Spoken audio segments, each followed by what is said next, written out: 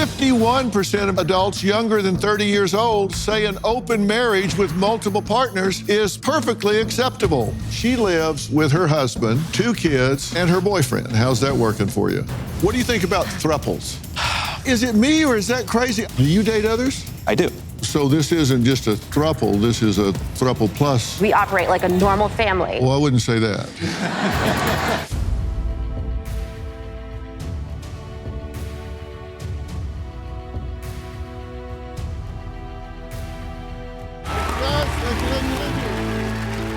I was stumbling around one night and I found myself on Bill Maher. And he asked me what I thought about the increased popularity of polyamory and thruples. You may have seen my reaction. I said, it's insane. Tonight I'm going to tell you why I said that, but many people don't agree with me. Be the first time that ever happened. In the last 50 years, marriage rates in the United States have dropped by nearly 60%. Did y'all know that? 1/3 of America's single population has engaged in polyamory or consensual non-monogamy.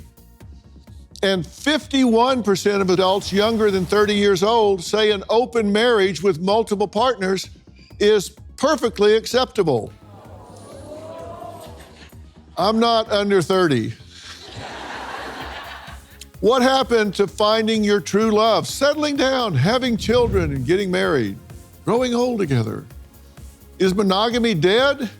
Is marriage a thing of the past? If it is, we've got issues. Now, before we dig in, I want to call in somebody who knows a thing or two about love and dating. And I do this because I haven't been on a date with someone new in 50 years, which is a good thing, right? I'm calling in my good friend, Chris Harrison. You may remember Chris from the Bachelor franchise, and I'm proud to say he's now part of my new network, Merit TV. Chris has been that soft shoulder to cry on for countless contestants on their quest to find love and a walk down the aisle. I sent him on an assignment to find out why some millennials and Gen Zers are running from the idea of marriage. Take a look. Ladies, how we doing? Good. Good to see you. So nice to meet you. Nice to meet you. Nice to meet you. I'm just curious, especially as a newlywed, is marriage dead? Dating in this day and age is terrible. And so the idea of trying to find someone to make that commitment to is overwhelming, and I'm not sure if I want to get married. I think historically, women had to be married, and I think that's starting to change now. And I recently bought a house. I'm 24, I'm single. And so I don't think that marriage is essential for me. Is that something you're agreeing with? I do agree with that. I got married at 19. Okay. So I had that pressure of getting married, and I did, but I have been in a long-term relationship. We talk about marriage sometimes, but it's not a priority in our relationship. A lot of us come from broken homes, and that's what we know, and there's a fear behind marriage. Is having children within a marriage important to you? I think that if I could be married and have a kid, that'd be great, but it's also something that I'm prepared to do by myself later down the road. Is polyamory something that's gaining popularity in this generation? In my personal life, I haven't seen it, but I have seen it on social media. Oh yeah, on TikTok, I see there's this one throuple that always comes up in my page. Yeah. Definitely am monogamous in my relationships, but it seems to be more and more women are maybe getting out of a relationship. Maybe the dating game is too intimidating for them. Oh, Chris, have you ever been on a dating app? No, I have not. It's so bad. Is it horrible? It's horrible. It's awful. And it takes romance out of it. Like when your first interaction with someone is through a message versus meeting them face to face. So maybe marriage isn't dead. Maybe romance is dead. Yes, we need an overhaul on romance, for sure. Yes. Absolutely, yes. Well, welcome Chris Harrison. Thank you.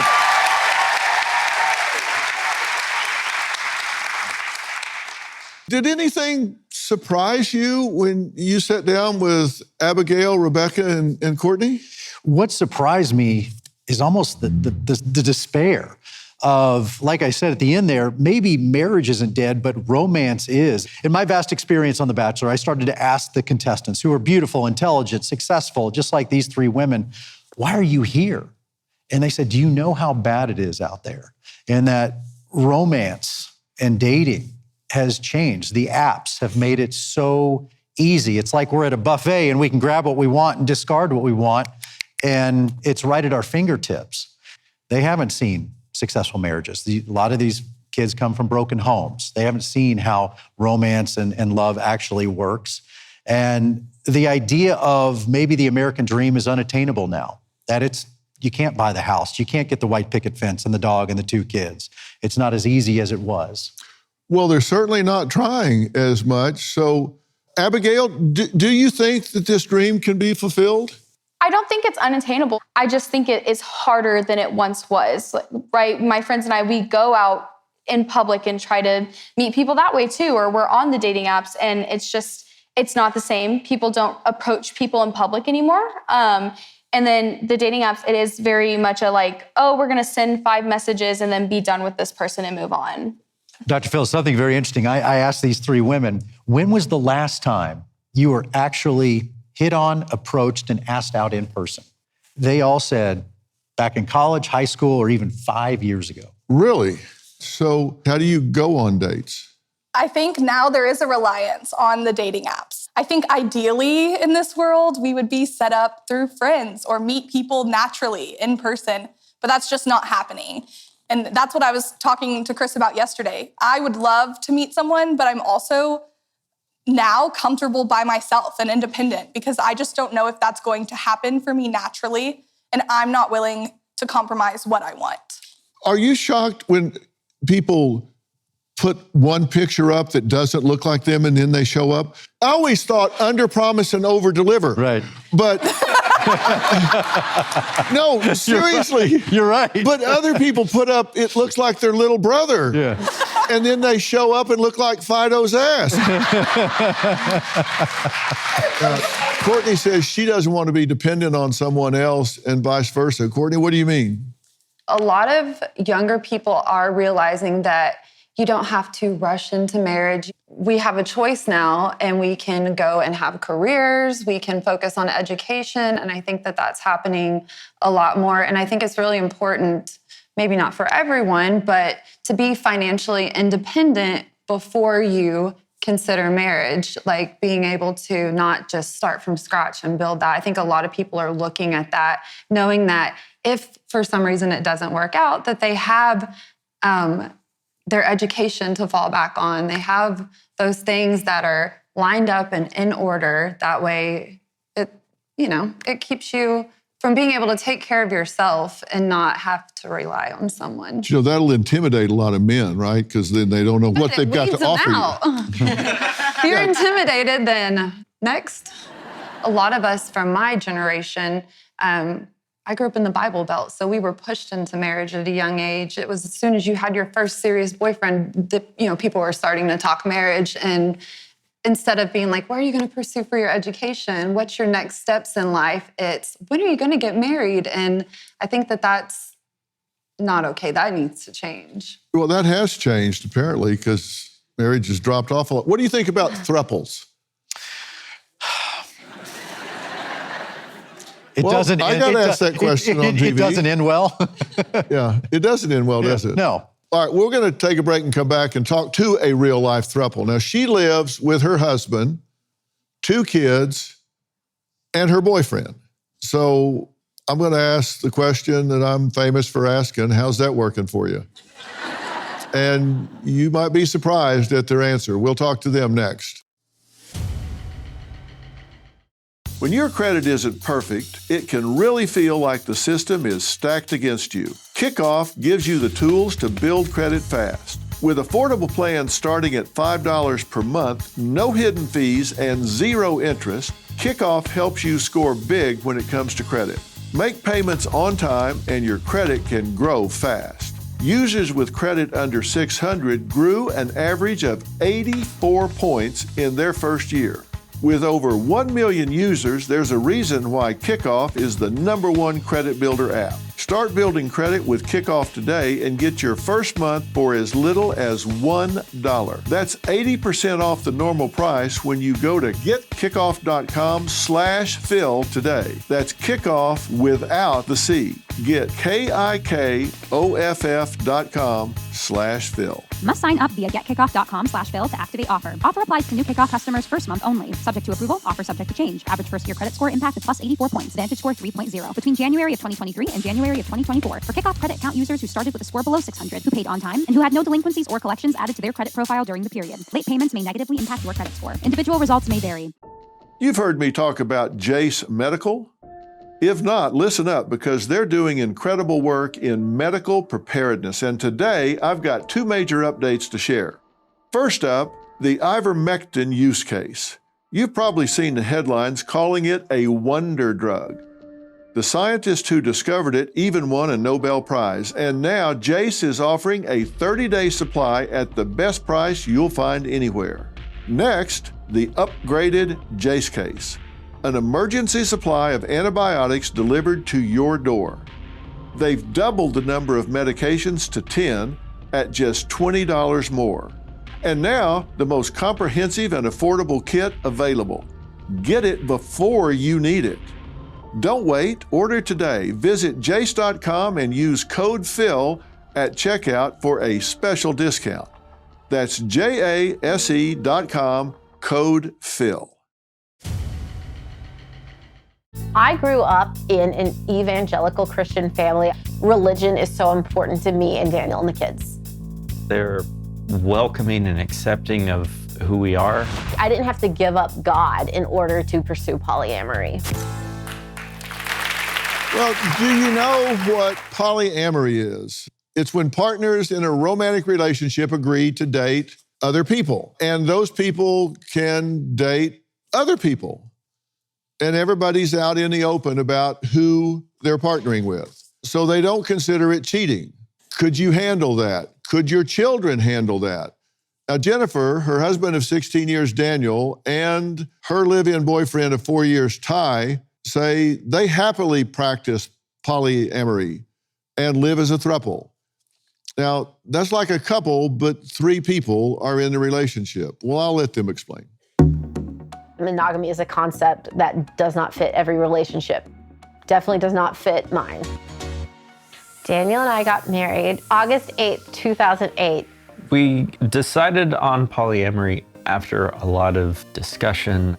I started developing other crushes on someone, and then it was in December of 2015, when our kids were 5 and 3, we started actively doing more polyamorous dating. I had my first polyamorous relationship in 2016. Ty and I had about 4 or 5 dates before I brought him home to meet Daniel and the rest of my family. I think Ty's cool. Ty and I decided that we never wanted to be separated. When Jennifer brought up the subject of Ty moving in, to me it just made a lot of sense. But once there were 3 streams of income, the quality of life for everyone, I think, greatly improved. If mom and dad are busy doing work, then I can just ask Ty, hey, can you check my room? Because adults check if our rooms are clean to allow us to get on screens. It would have been pretty close to impossible to buy a house in just a monogamous relationship. We had a down payment of more than $20,000, and we never would have been able to afford this house without Ty. I would never go back to a monogamous relationship. Never. Never. I'm always curious about this when I'm talking to somebody that expands their relationship. How did you bring this up the first time? I mean, you're like sitting at dinner, lunch, and you say, say, Daniel, what would you think about dealing another guy into this? How do you bring that up? So it didn't quite go like that, but I never cheated on Daniel, but I had been struggling just with developing not just like attraction, but actual like romantic, deep feelings for other people. And I didn't do anything about it. I didn't tell anybody. But eventually I sat down, Daniel and I were on a date, and I said, Daniel, I love you and I don't want to leave you. You know, it wasn't that I wasn't satisfied in my relationship with Daniel, but I was like, I don't know if I can do monogamy forever. I don't know what to do with these feelings. I had never heard the word polyamory before. I grew up very conservative.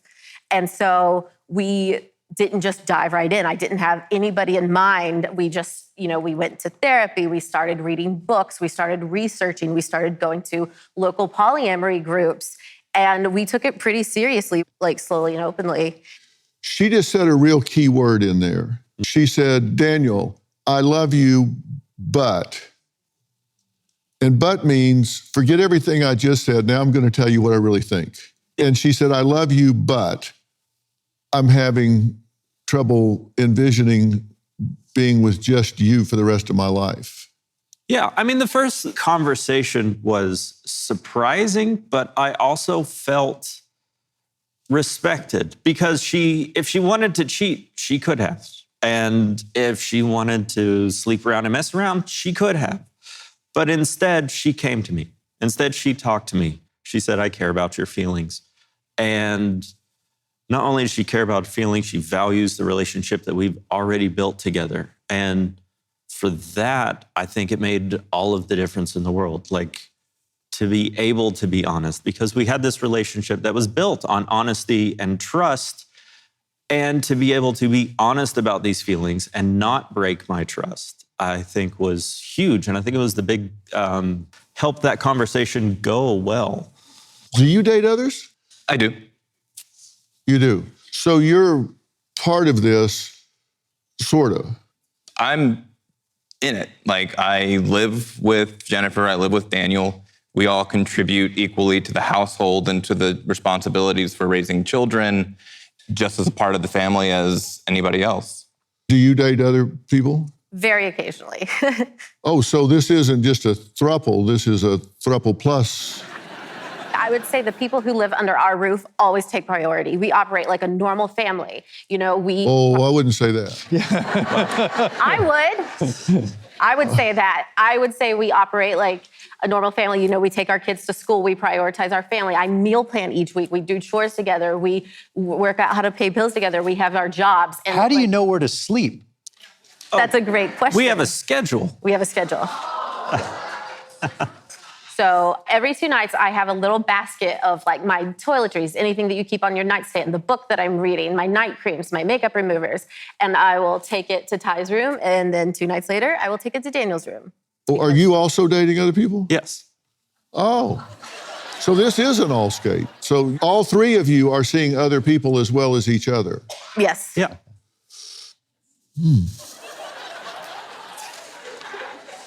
Okay. Some critics say non-monogamy is all about lack of commitment. Jennifer says that's just not true. It's actually the complete opposite. So we'll talk about that when we come back.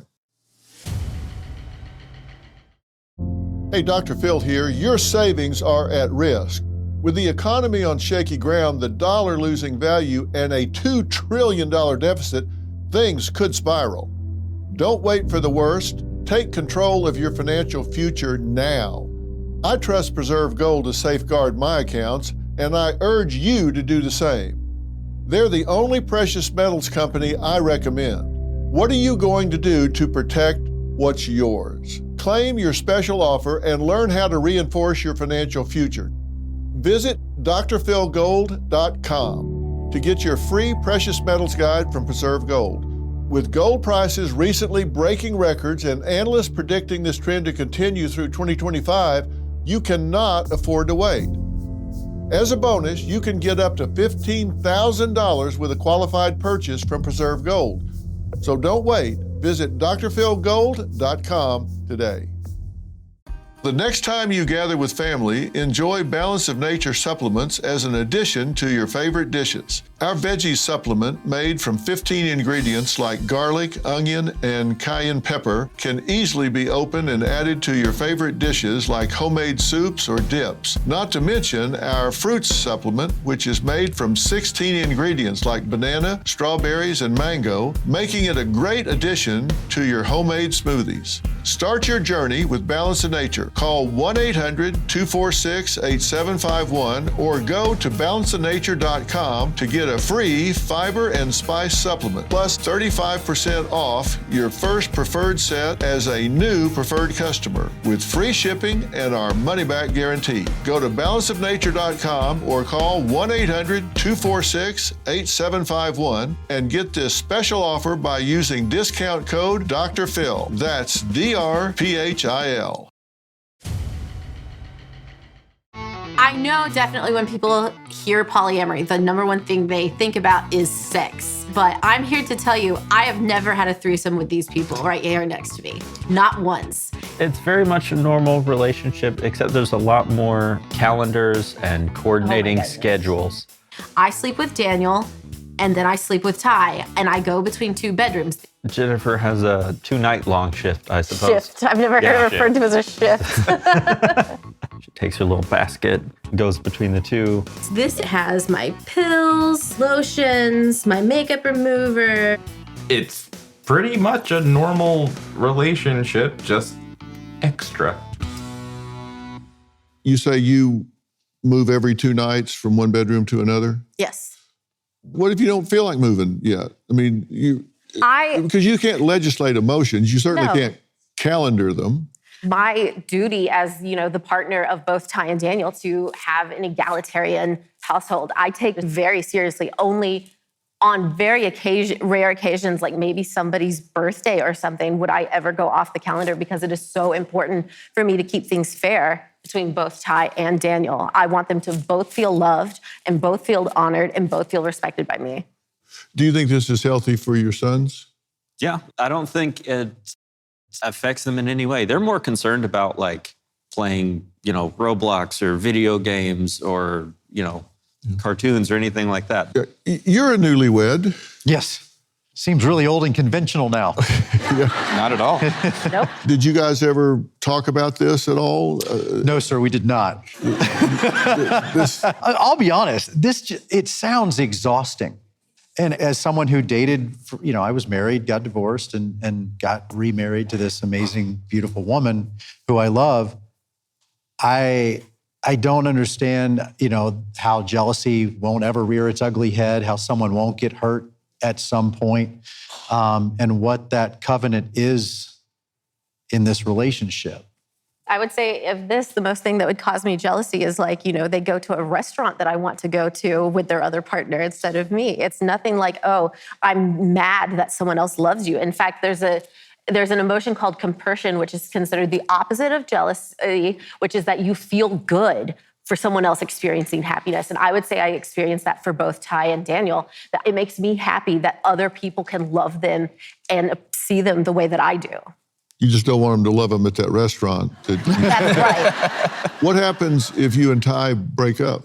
We had a long conversation on what that would look like, because once you become involved in my children's life, he is a parent to my children, and he is attached to them for life. It does not matter what happens between Ty and I, he will be involved in my children's lives forever. And I know that because he has proven in past experiences, he still checks in on his ex-girlfriend's kids from past relationships.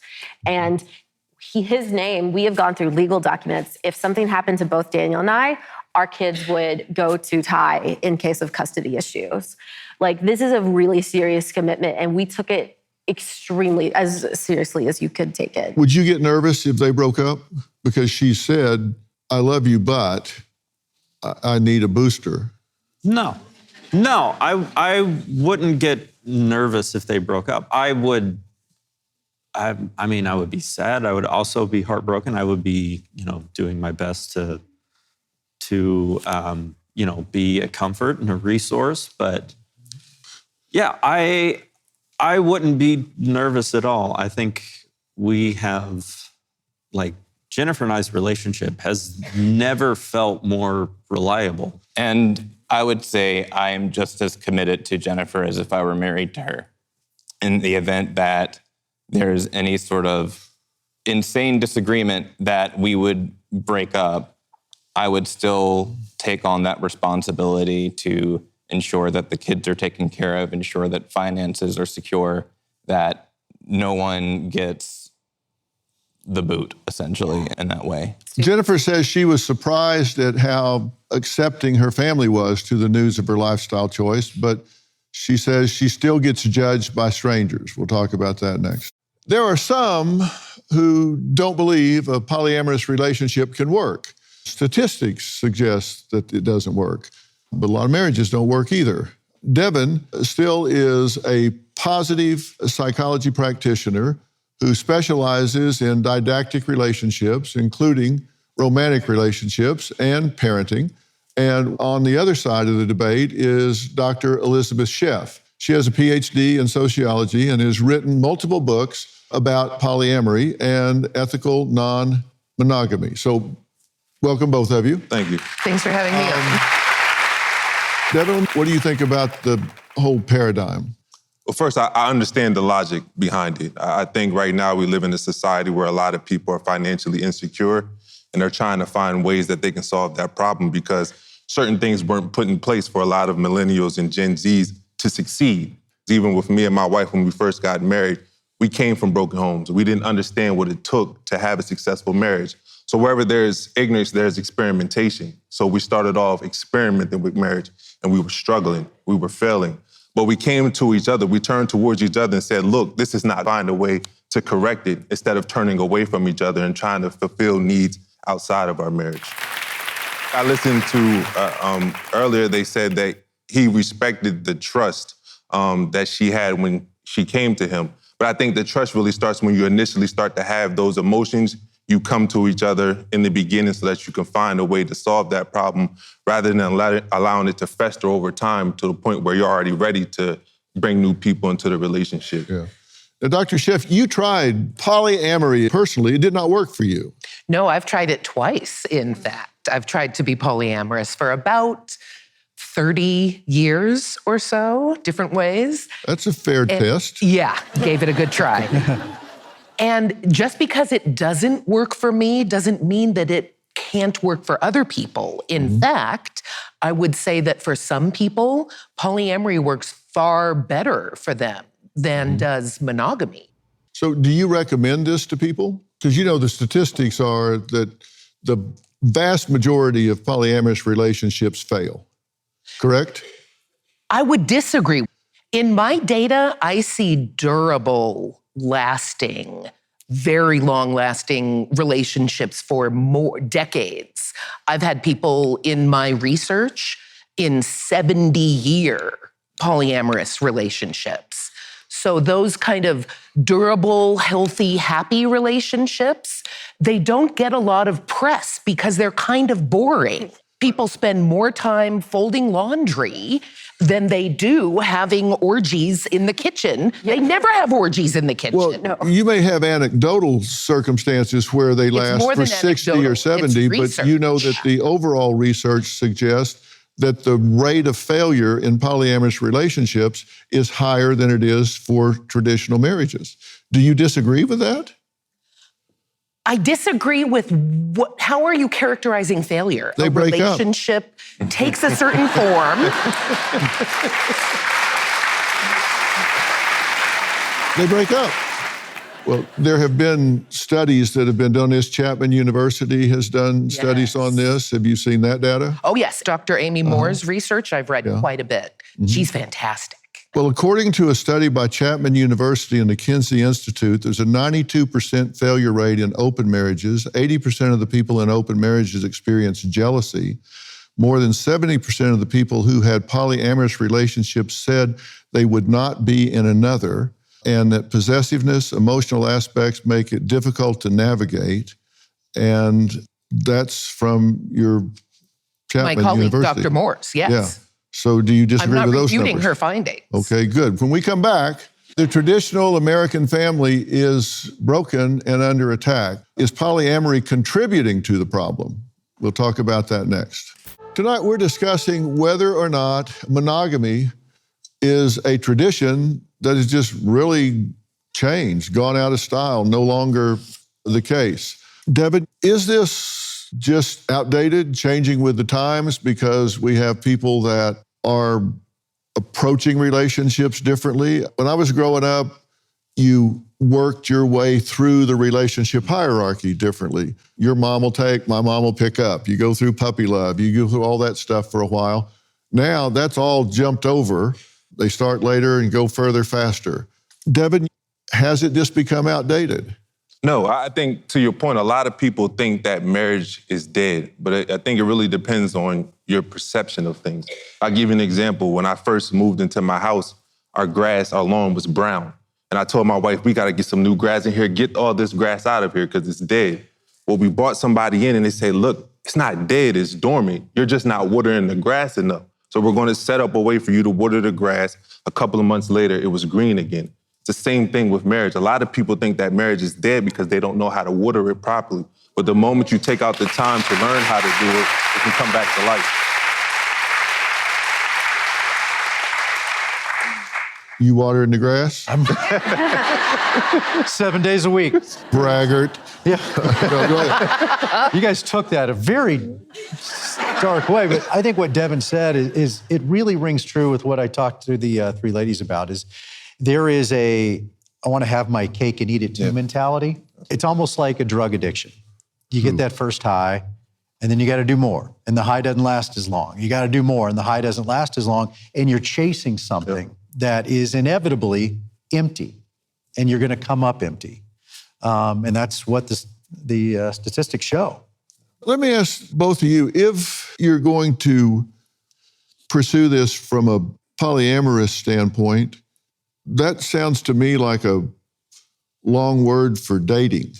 Why get married?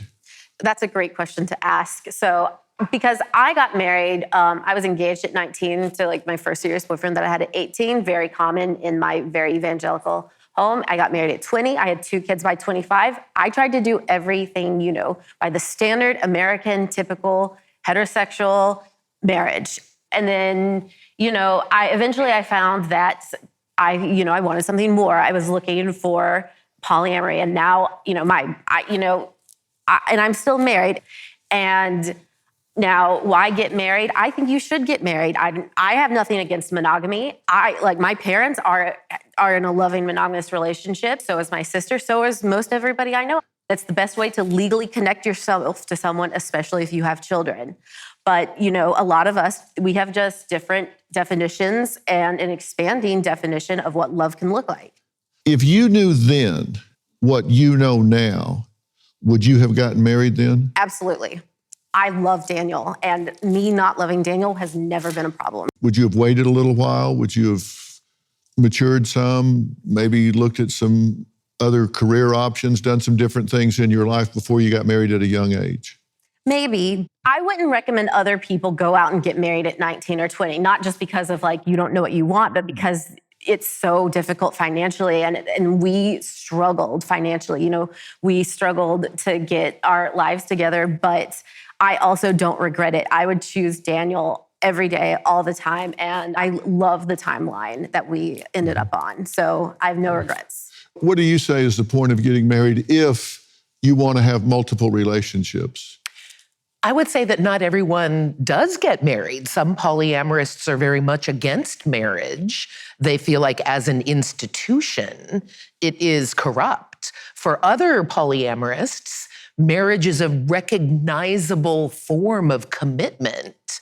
So they feel that it creates a container for them, that their relationship is recognizable to each other and to other family members. Yeah.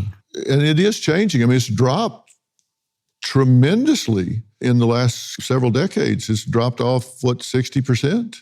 And we talk about marriage and monogamy as if they're the same thing, but they're not. We really have never expected monogamy of men. Wealthy and powerful men. Oh, it depends on who you're talking every society. If men act monogamously, then they get, oh my God, you're so amazing. How fantastic. You're a superstar. And if they don't act monogamously, they get, well, boys will be boys. I think the big difference with polyamory is now women are actually choosing multiple partners as well. And that is historically quite unusual. One husband with multiple wives. that across history is far more common, again, for wealthy and powerful men than monogamy. Yeah, well, some women damn sure expect it and don't give brownie points for it. It's just expected. Promise you. Coming up, how can we encourage Gen Zers and millennials that marriage is a good thing? I'm a proponent of marriage. I'm a proponent of procreation for a reason. I'll ask Devin what he thinks about it when we come back. I want to talk about tradition for a minute. I'm promoting this because as a society, we've got birth rates dropping really fast right now. We've got birth rates at like 1.6, some subgroups 1.3. People are not having children like they have in the past. It takes 2.1 to sustain our infrastructure in America, which is one of the reasons I'm so pro-immigration. We need people in this country to support the infrastructure that we have in America. So I think it's healthy for society. What do you think?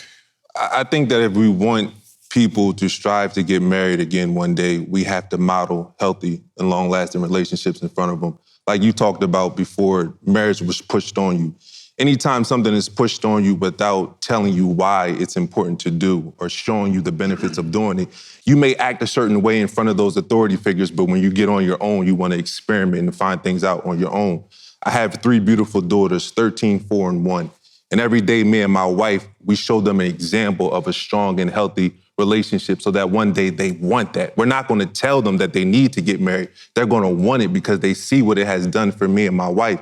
So I think if we take the responsibility as adults, as couples, to show them the healthy side of marriage, more people will want it, because I think we're inundated on social media, on TV, about how terrible marriage is, how monogamy doesn't work, how monogamy or marriage is broken. But there's a lot of broken people trying to make marriage work. And until we fix ourselves and really start to show the example to our younger generation, we won't be able to fix marriage. Yeah. Kind of piggyback on what Devin's saying is, it's true. People need to see something to achieve it. And if you don't know happiness, love, marriage, whatever it is, then I think there is experimentation for a lot of reasons with polyamory, whatever label we want to put on it. But I think it is important for my kids, Devin's kids, I agree, to see love, relationships, that strength. And the statistics show kids are much more successful when they have that environment, when they grow like that. I think that after talking to the 3 women yesterday, a romance being dead, everything's on our apps. And we even talked about polyamory. And these 3 women I talked to were not into polyamory, but they said, that is what I'm seeing on social media. That's cool. It's what's going to get clicks on the algorithm. It's what is going to be presented to your daughters when they're on social media. They're not going to see a happy, boring married couple. Yeah. Polyamory is cool. That's hip. That's what's going to get clicks on social media. And that's what these women are being inundated with. That's what our kids are going to see as well. I'm not polyamorous because it's cool or interesting. When I started feeling feelings of non-monogamy, I didn't know a single polyamorous person. It certainly wasn't online. I had only ever been raised with a traditional model of marriage. And for me, I do raise my kids in a loving, stable environment. And we want to demonstrate to them that not only can they grow up to find someone to love them, whether it's in monogamy or non-monogamy, but they can find loving and caring community, adults, and romantic partnerships, whatever they may look like. And I'm so blessed to be able to give that to my children. My final thoughts when we come back.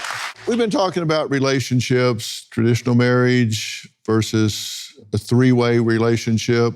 And you mentioned what kids are seeing on social media, Chris, and they can see it other places too. And my final thoughts are this. You have to decide what values you want to define your family. And I'm the least judgmental person I've ever met. And that doesn't mean that I might agree with everything you agree with, but I will tell you this. I spent a lot of years of my professional career working in the litigation arena and dealing with juries. And A lot of times I would see lawyers up in front of the judge's bench trying to get a critical piece of evidence in, and it would get disallowed. And they would come back and say, well, we didn't get that in, but the jury knows we have something really powerful. And I think that really landed with them. And I would say, no, it didn't. Juries make up their minds based on what they see and hear, not on what they don't see and hear. And the same thing is true with your children. If you want your children to put together a value system that's consistent with what you think is important, then you need to make sure that you're presenting that option to them. Now, I'm not saying that you program them like a computer. They're going to get lots of input because they're going to be on the computer, they're going to be on social media. My point is, you're not going to be the only voice in your child's ear. So you need to make sure you're the best voice in your child's ear. You need to make sure you're not a silent factor on any important issue in their lives. Just make sure that you're heard, because if all they're getting is something that hasn't been vetted, curated, they're writing on a blank slate. Make sure that slate is not blank. Make sure what you think is important, what you think are core values, you've communicated clearly to your child. They're going to make up their own mind. They should make up their own mind. But make sure that you've been a voice in your child's ear about what's important. And it's not just about what you say, it's about what you do. You can sit down, talk to your kids, and they roll their eyes. You say, oh, my kids never listen, but they always watch. Just like Devin said, that you are powerful role models in your child's ear. What are you modeling? Are you modeling passion in your relationship, or are you just kind of in an emotionally barren home and you're showing them what they don't want? Ask yourself, what kind of role model am I being? Am I showing them something that they would aspire to? And if you're not, you need to think about that. My parents were married for 50 plus years when my dad passed away. Robin's parents had been married 50 plus years when her mother passed away. And it is true. Children learn what they live. So be careful what you role model for them. I want to thank Chris Harrison for being here. Devin, thank you for being here. Dr. Elizabeth Sheff, thank you for being here and bringing your point of view. And really all of my guests tonight. You can pick up my book, We've Got Issues, How You Can Stand Strong for America's Soul and Sanity. It's a New York Times bestseller, and it's on sale now everywhere books are sold. We will see you next time. Thank you so much.